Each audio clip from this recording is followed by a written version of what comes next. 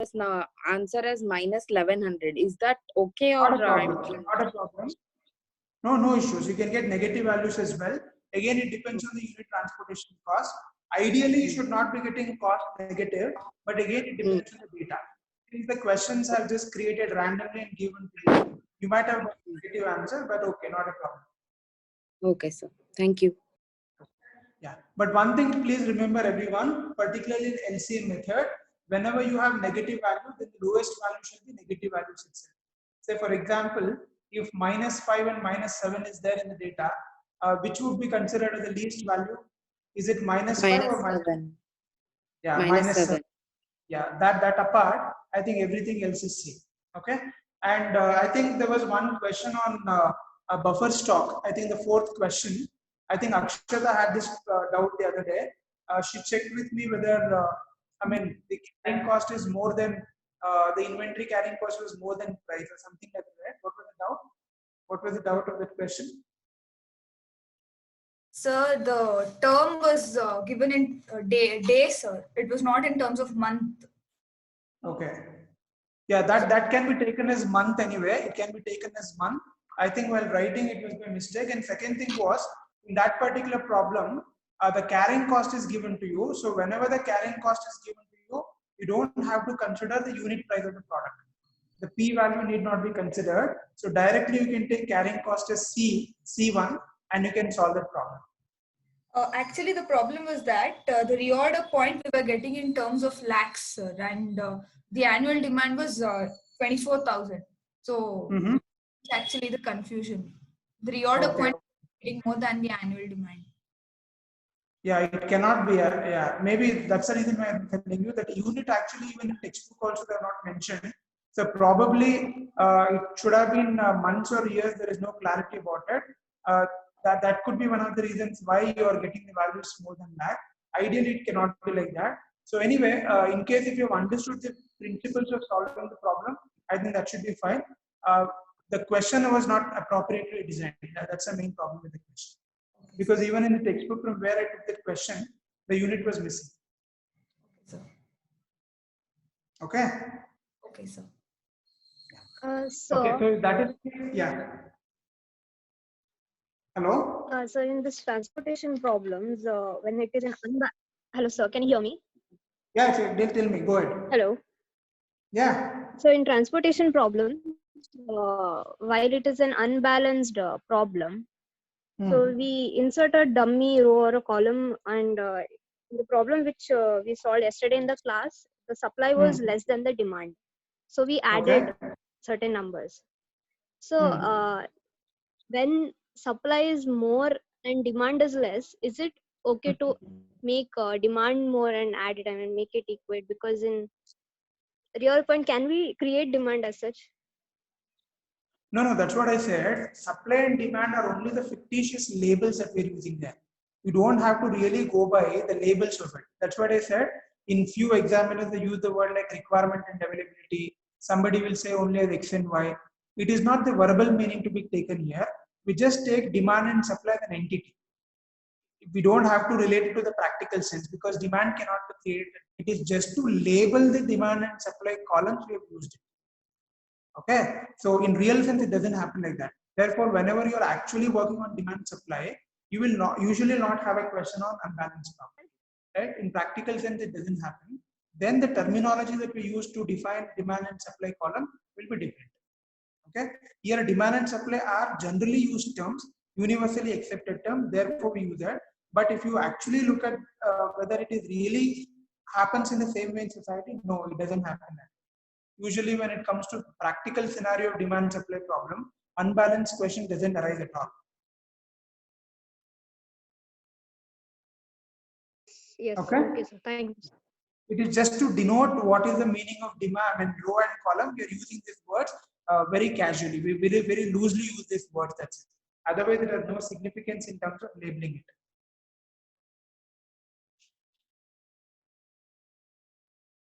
Okay. Yes, sir. Okay. I think if everybody is perfect with the first and second method that we discussed in the last class, so today we shall move on to the third method in initial basic feasibility solution, which is called as Vogel's approximation method.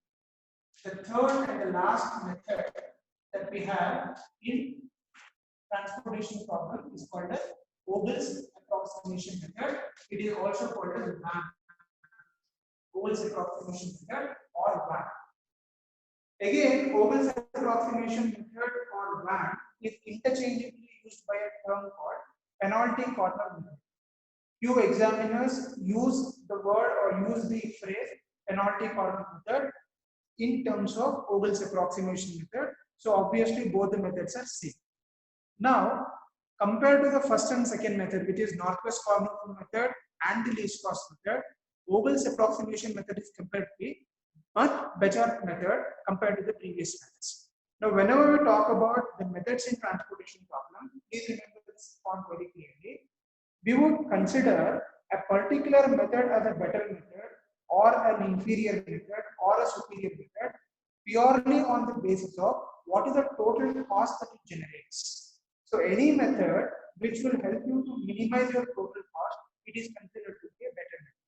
So whenever we are trying to solve a transportation problem by the northwest corner rule method, least cost method, or Vogel's approximation method, the Vogel's approximation method is capable enough to give the solution which is at minimum or lowest compared to the previous methods.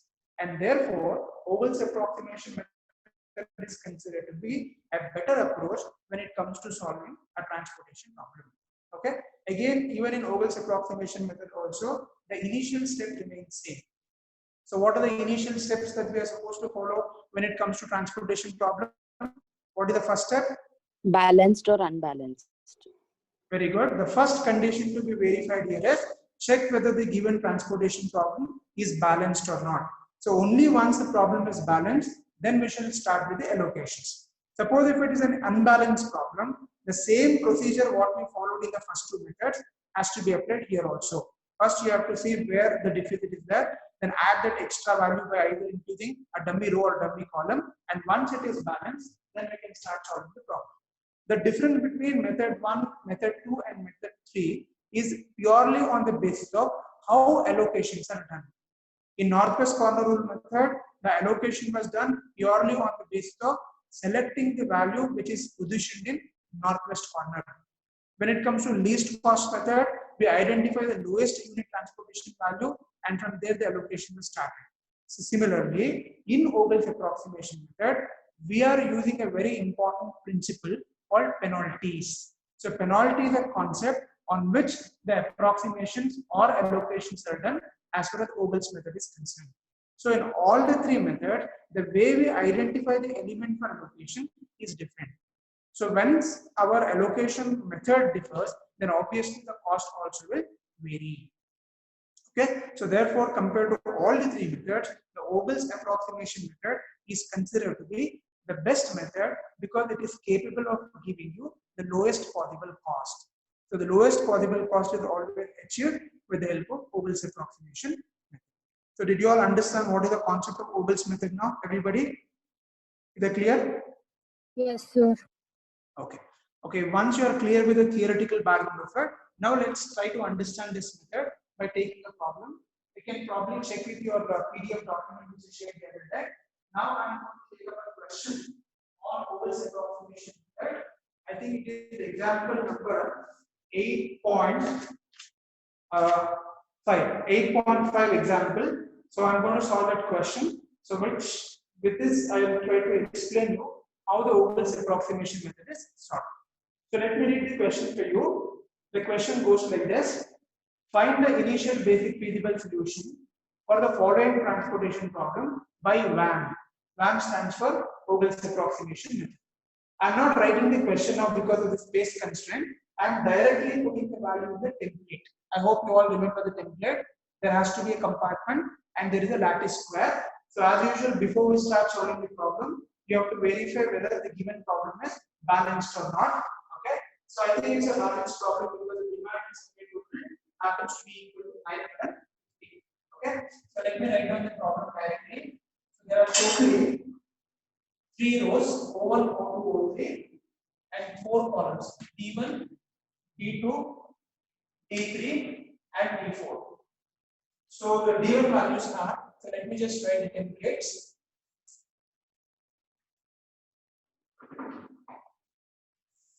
Okay. So I'm just directly entering the value in the template because there is no space to really rewrite it. So obviously, you know, this is the supply and this is the demand. Okay.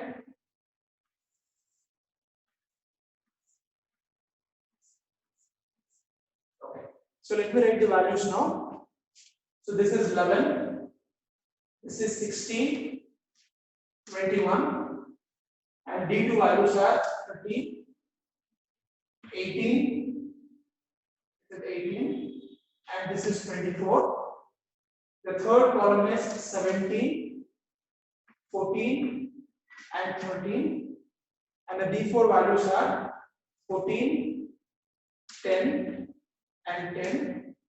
Now the demand values are 200, 225, 275, 250, and the supply values are 250, 300, and 400. Now this is the data given. Okay. So now with this data, we are supposed to find the total transportation cost using Ogle's approximation method. Okay. Step number 1. So as usual, before we start with the problem, you are supposed to verify whether the given question is a balanced problem or unbalanced. Can one of you please find the total of supply and demand and tell me whether it is balanced or not? Balanced, sir. Supply 950. 950. and get 950 as the total supply, and even demand is also 950, and therefore the given problem is a balanced transportation problem.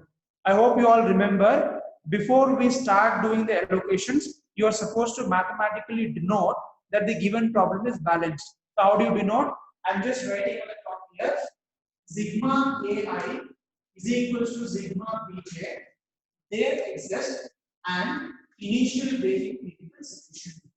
So this is a mathematical notation used to represent that the given problem is a balanced problem. So once it is balanced, then we can start with the allocation.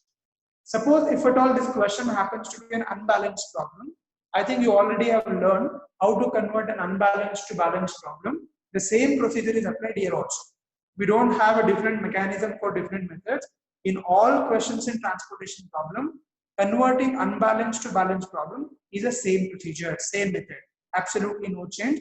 Either we have to introduce a dummy row or a dummy column and make it balanced. Same procedure applies here as well. Incidentally, this question is balanced and therefore we don't require any modifications to be done. So we can directly go for solving. Okay. Just try to recollect the previous two methods. In northwest corner rule method, it was a very simple method. We just identified the northwest corner element. We compared the demand and supply, allocation was done. It was a simple procedure. In least cost method, we always started with the lowest value, allocation was continued. It was also a very simple procedure. But in Ogle's approximation method, the way we identify the allocation element is entirely different.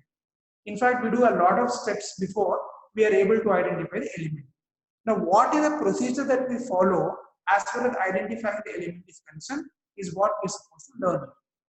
In the beginning, I said this method is also called as penalty corner method. Okay. Now, what do you mean by penalty? We are using the concept of penalty in Ogle's approximation method to identify the element for which the allocation has to be done. Now, what is penalty as an expression? Please remember this very clearly. You are supposed to calculate penalty for each row and for each column separately. Okay, the penalties have to be calculated for each row and each column separately. How to calculate penalty? I think first, always the penalties have to be represented by the symbol P. Okay, P represents penalty, and please remember it is an iterative procedure. What do you mean by iterative procedure? For every single allocation, a new set of penalties have to be calculated. So therefore, when I am calculating the penalty for the first set, I will call it as P1. So P1 stands for penalty for first set. Okay, right. Now, how to calculate penalty? Whenever you are calculating penalty, you should only consider the unit transportation cost. Demand and supply is not to be considered, it is only for evaluations. So please remember, whenever I'm calculating penalty, only consider the unit calculation cost. Now I'm calculating the penalty column wise. This is the first column, D1 is the first column. In D1 column, there are totally 3 elements, which are 3 elements, 11, 16 and 20. Now what is penalty? Please remember this point very clearly. Penalty means the difference between the lowest value and the next higher value in every row and column. That is called as penalty. I repeat it again. What is penalty? Penalty is nothing but the difference between the lowest value and the next higher. This is a very important step. The difference between the lowest value and the next higher value in each row and column is called as penalty. So I am supposed to calculate penalty for all the 4 columns using this simple formula. Okay, let me start. Going by the first column D1, identify the lowest value. Which is the lowest value here? Can anybody please tell me what's the lowest one in D1? 11. That is the lowest value. Very good. And rule says identify the lowest value and the next higher value. Next higher. After 11, which is the next higher value? 16. 16. Very good. The lowest value is 11 and the next higher value is 16. The difference of that is called as penalty. Okay. Whenever I'm using the word difference, please remember difference means always higher value minus lower value. I should not subtract 11 minus 16 right as minus 5. That is not allowed. I'm using the word difference. Whenever the word difference is used, it is always subtracting higher value minus lower value. So in this particular column, the lowest value is 11 and the next higher value is 16. So the difference of that means 16 minus 11, that will be the answer 5. So the penalty for the first column is 5. In the same way, I have to calculate the penalty for all the columns. Okay. Now let me move on to second column.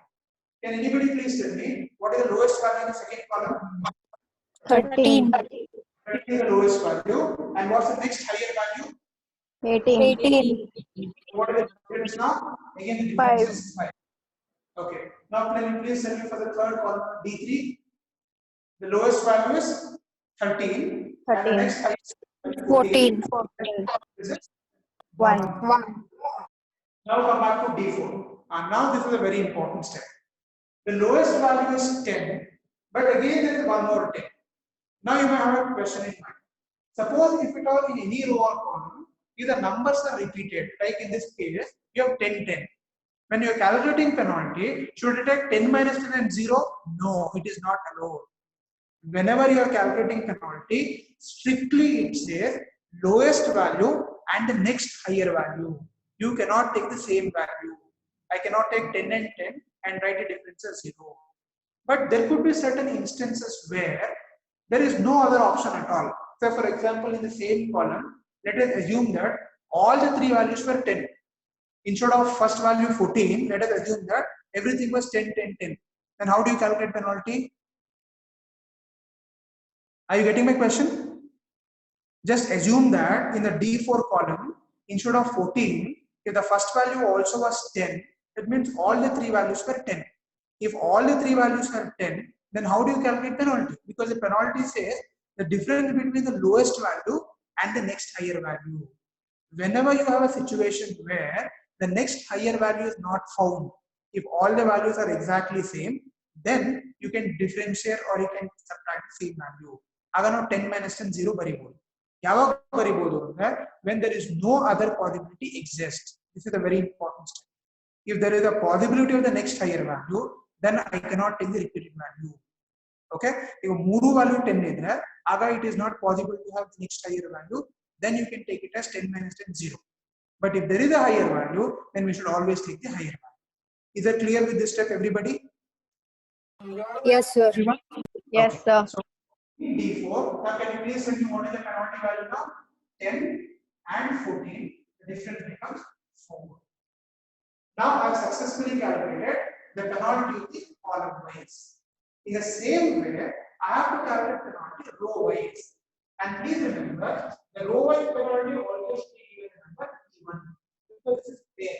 First pair means the row and column should be taken as one pair. Now I have calculated all the values of column. Now in the same way, I have to calculate the values of penalty row wise. Okay.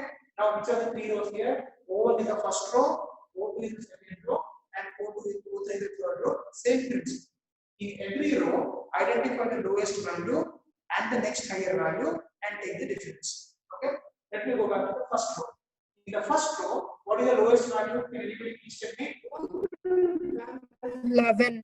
11 is the lowest value, and what's the next higher value? 13. So what is the difference now?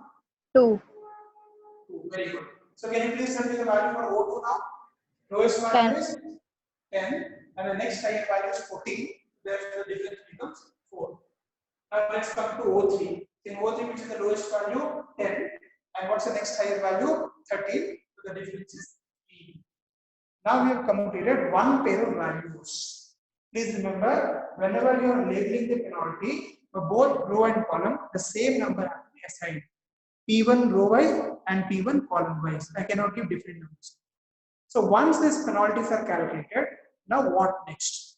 Before I go to the next approach, I want to ask you everybody here, have you all clearly understood how to calculate penalty? Everybody? Yes, sir. Any doubts? Okay. The only thing you have to remember in penalty calculation is whenever you come across a repeated value, this is a very important step. Whenever you come across a repeated value, you should not take repeated value unless and otherwise there are no other options available. Like all three values 10 idre, our step we can take that repeated value. Otherwise, we should always go for the next higher value. Remember that. Please don't be in a hurry and end up solving the problem wrongly in the exam. Okay. Yeah. Now, once all the values of penalties are calculated, row and column wise, the next step in Madhya, we are supposed to identify the highest penalty amongst all the values of P1. I am repeating it again. Once the value of P1 calculated, P1 andre, it includes both row as well as column. As two values I have to consider. Consider the entire P1 value. Amongst the entire P1 value, identify the highest penalty value. Okay, can anybody please tell me amongst all the value of P1, which is the highest value? 21. Oh, 21. Where is 21? 5, sir. 5. 5. So you said Huh? D1, right, sir? Sorry? So could you please repeat? I am asking a question. You are supposed to identify the highest penalty value. What is penalty value? These are penalty value. 5, 1, 4, 2. They are called as penalty value. Okay. So which is the highest value now? Okay, sir. Okay. You understood? Hello? You are supposed to identify the highest penalty value. Can one of you please tell me which is the highest penalty value in the entire P1? 5.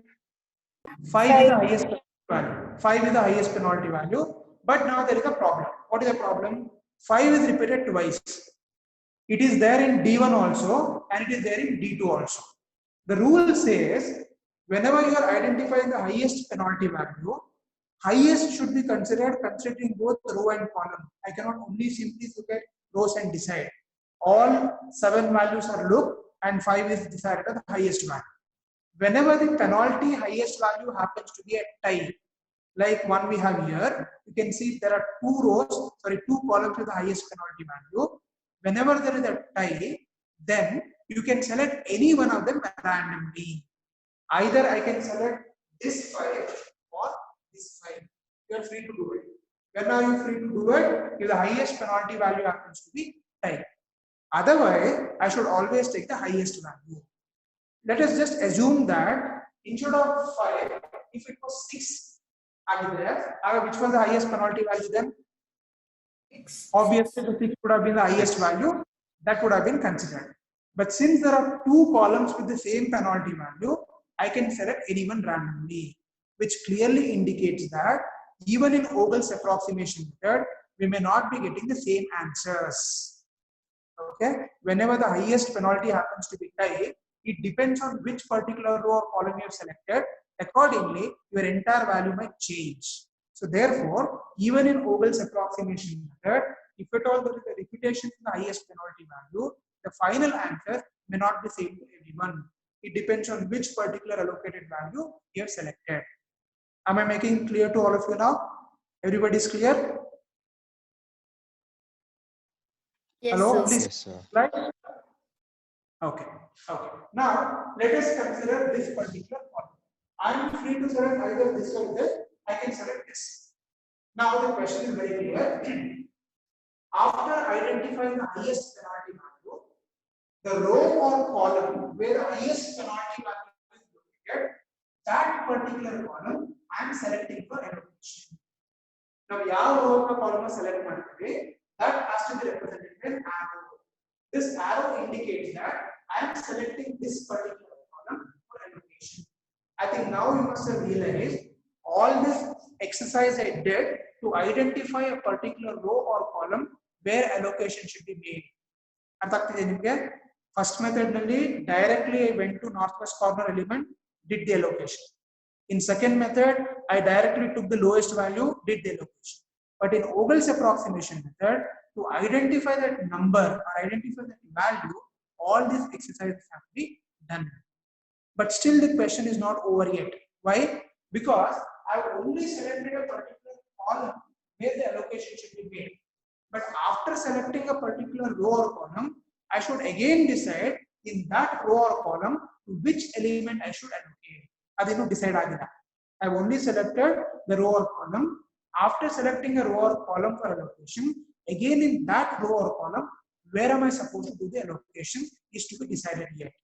Okay, so the rule says whichever column that you have selected for allocation, it could be column or row. Okay, whichever column you have selected for allocation, in that particular column, you should do the allocation for the lowest value.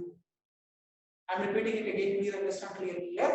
After selecting a particular column for allocation, in that column, the allocation should be made for the lowest value. Again, there are two possibilities. What if the lowest value also is repeated? Here, each particular column, the lowest value is 11. Correct? Suppose if the 16 also was 11, even then, say that if at all the lowest value also happens to be right, then you can select anyone randomly. You have to make a random to go. Alright? Otherwise, you should always assign for the lowest value. Remember this step clearly. Highest penalty, lowest value. This is the rule. Okay? How do you calculate or identify the row or column? The row or column having the maximum allocation that is to be selected. So once that particular row or column is selected, in that the allocation should be made to the lowest value. So highest penalty, lowest value. That's exactly how it goes. Okay. Now, since 11 happens to be the lowest value in this particular column, I am doing allocation for this value. So how do we allocate? Same principle. Compare the supply and compare the demand. Whichever is lowest, that has to be assigned. Okay. So 250 is there and 200 is there. Out of 250 and 200, what is the lowest value? Obviously, the lowest value is 200. So therefore, I can assign 200. So if I'm assigning 200 here, this becomes 0 and this becomes 50. Okay, this becomes 0 and this becomes 50. Same rule. Any row or column which becomes 0, it is not considered for further allocation. Therefore, the value D1 is strike. So now D1 strike, I don't have to calculate penalty anymore. This particular column, okay, penalty calculation is not required because the matrix is not reduced. It has become shrink. Okay, have you all understood this step till here, everybody? Have you all understood?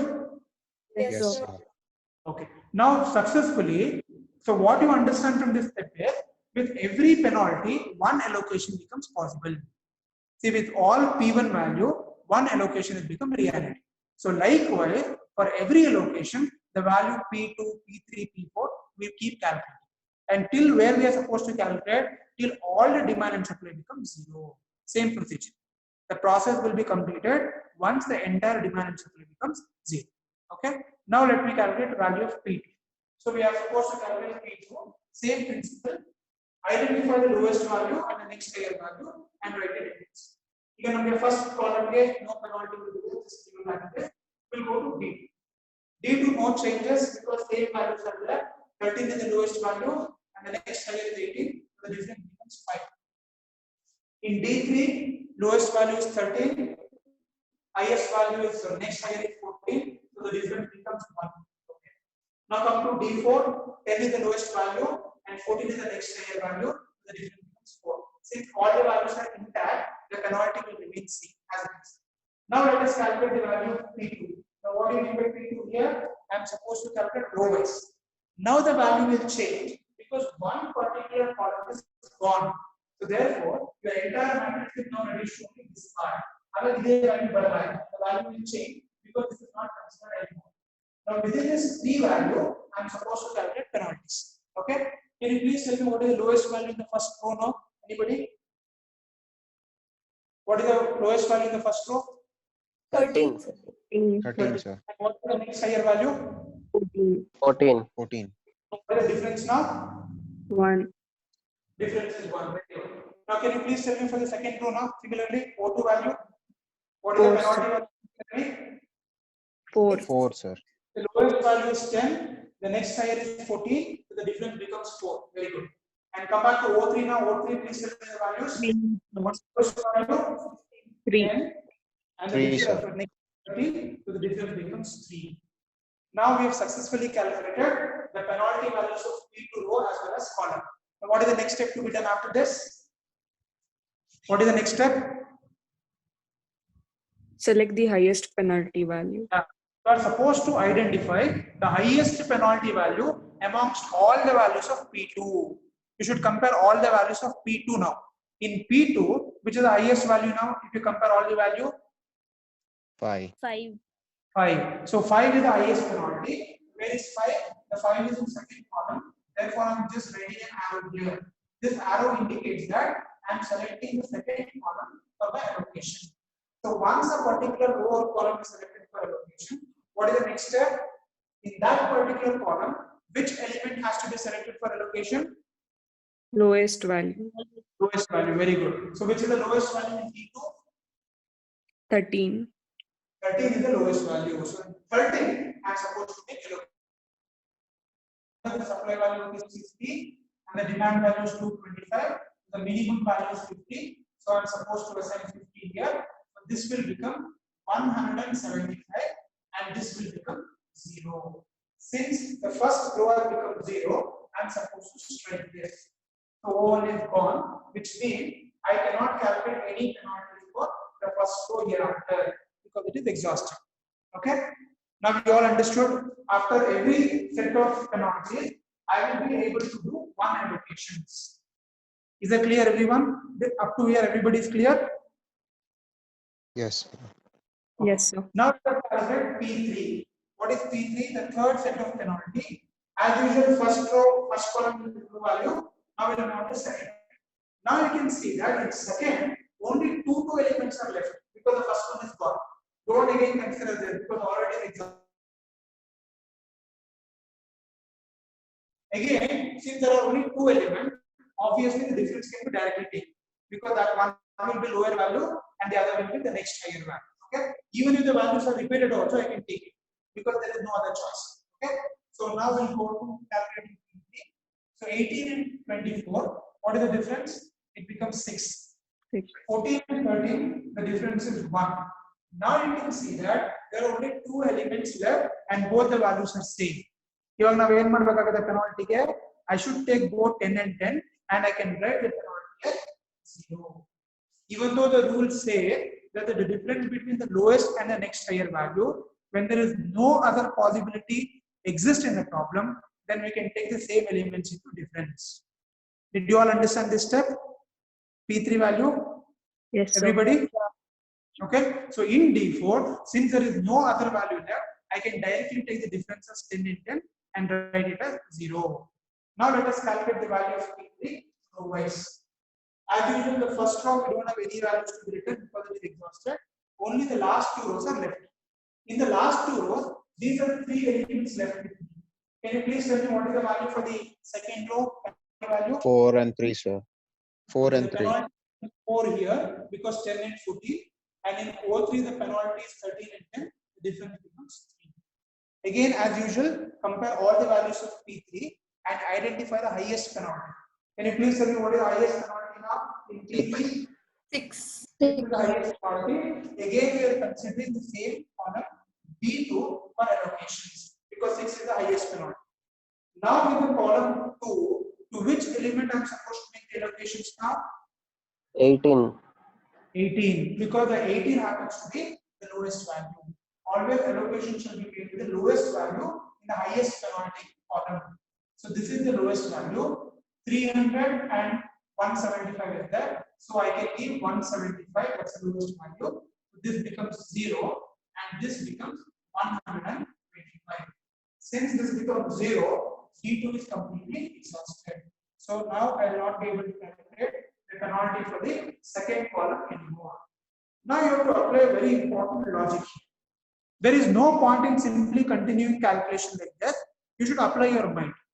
Please remember, Vogel's approximation method penalties calculations is possible till you have minimum 2 rows and 2 columns available. Idu correct gap pettkolli. You will be able to continue to solve the problem as long as minimum 2 rows and 2 columns exist.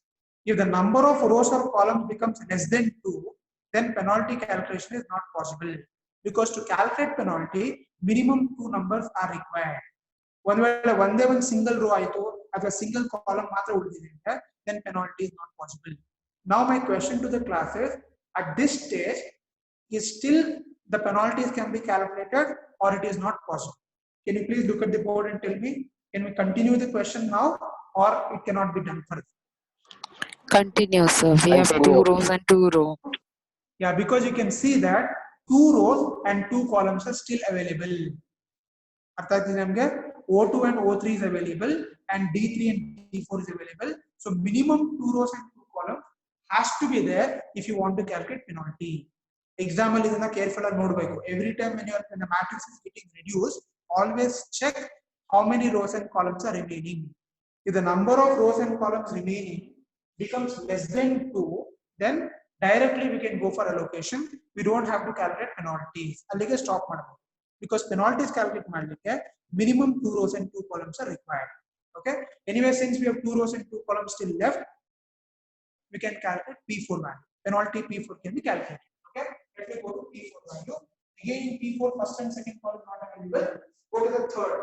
Now in third, only two values are there. So the difference between 14 and 13 is 1. And again, difference between 10 and 10 is 0. So we have got the values of P4. Similarly, let us calculate the value of P4 row wise. First one not available. Again, second, only 2 elements are left. The difference between 14 and 10, we get 4. And difference between 13 and 10 becomes 3. Now, can you please compare all the values of P4 and tell me which is the highest penalty? 4. 4.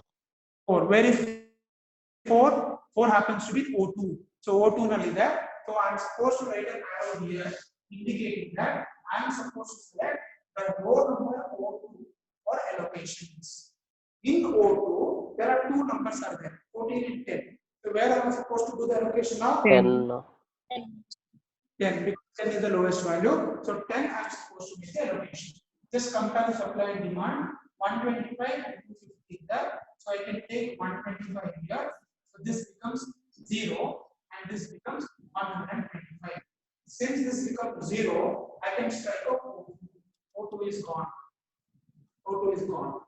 Now I am supposed to see whether P5 calculation is possible or not. Can I do the P5 calculation now? No, sir.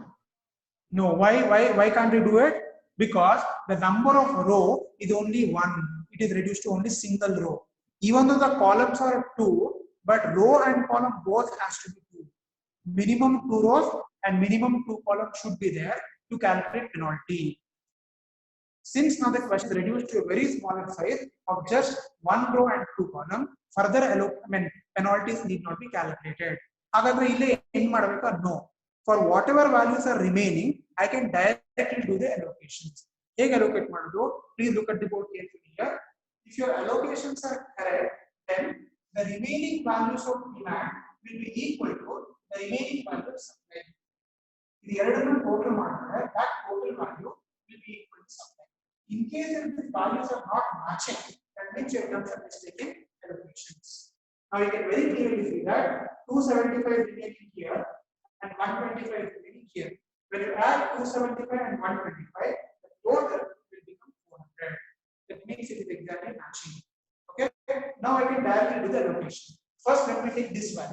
Again, if you either I can do the allocation here and come back to this or this, because whichever values are left out, you can directly take the allocation. Let me start with 10. If I am doing allocation for this 10, as usual, compare the supply and demand. 400 and 125 there, so the minimum value is 125. So if I take 125 here, this becomes 0 and this becomes 275. Since it is 0, the D4 is gone. Now we are only left with the last one value, that is 30. Just compare 275 and 275. So the entire 275 can be given here. I am giving 275 here. This also becomes 0 and this also becomes 0. Now you can see that the entire demand as well as supply has become 0, indicating that the allocation is completed. Is there anybody who has doubts with respect to the last part of the problem? Any doubts? Because Vogel's approximation method is the basis for all problems in transportation. In fact, we have a problem called Modi method or optimal solution, which is a case study problem in the exam for 15 marks. Usually in all question papers, they will ask Modi method for case study, and for that case study, Vogel's approximation method is the basis. Only when you perfectly understand to solve this problem, Modi method can be solved, because it is based on this method. In fact, it's a continuation of that. That's why I want everybody to be perfect with this method. Only when you're perfect with Vogel's method, the other methods becomes easier. Did you all understand how did I allocate it directly for the last two values? Everybody? Yes, sir. Please reply yes or no. Yes, sir. Yes, sir. What last thing that I did now? Please tell me the very important condition to be satisfied here. In Vogel's approximation method, the penalties shall be calculated as long as your problem has minimum 2 rows and 2 columns left. The moment the question becomes less than 2 rows and 2 columns, both has to be satisfied. Minimum 2 rows and 2 columns or alike. And there to calculate penalty. If it becomes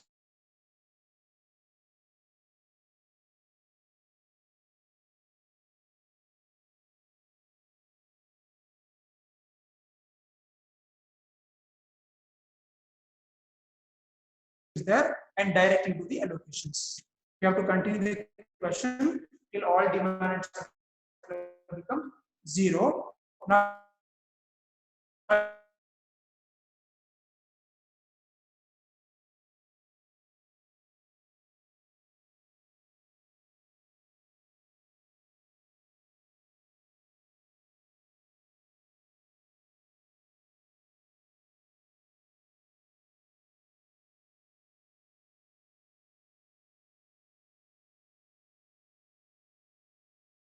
otherwise, the overall objective happens to be the same. Okay. Any doubts or any questions with respect to this method? Please ask me, because this is very important, and this is a fundamental method on which your entire Modi method is based. So unless you don't understand this method clearly, a Modi method is gone. And moreover, it's a case study question. So I want everybody to be perfect with this. Any question or any smallest doubt of possible doubt, please feel free to ask me. No problem. Yeah.